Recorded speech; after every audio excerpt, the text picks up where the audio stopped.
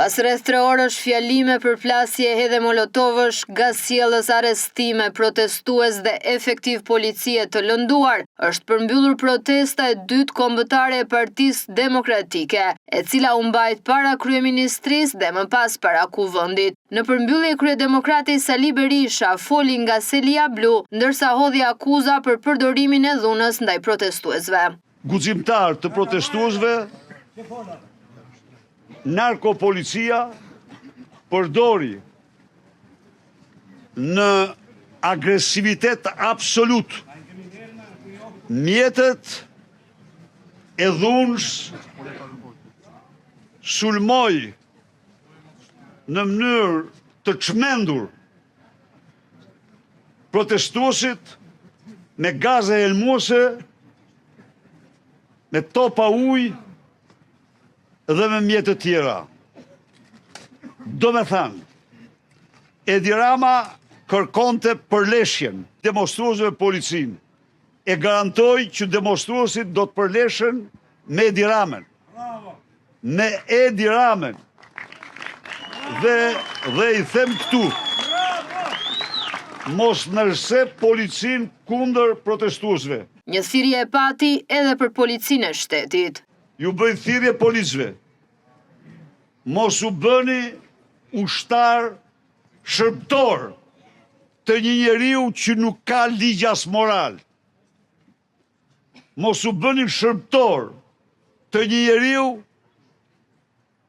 që çdo tull të shtëpisë vete ka të vjedhur.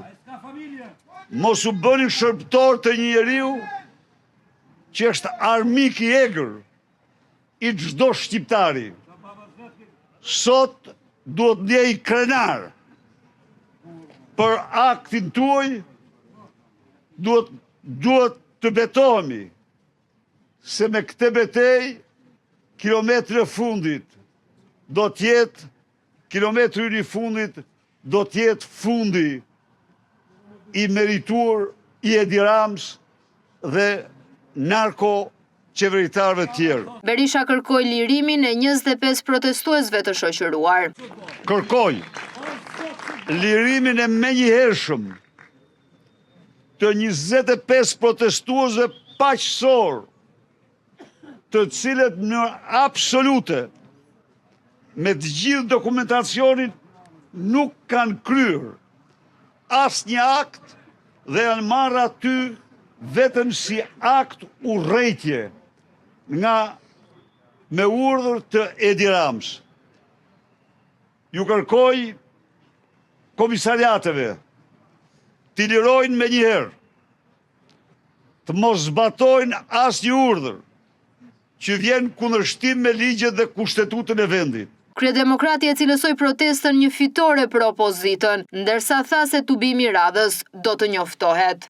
Absolutisht kjo gatishmëri do vazhdoj, ne këtë betejë të dashur qytetarë dhe qytetare do vazhdojmë, ne kemi një mision dhe vetëm një mision për mbysjen e këtij regjimi kriminal, e këtij narkoregjimi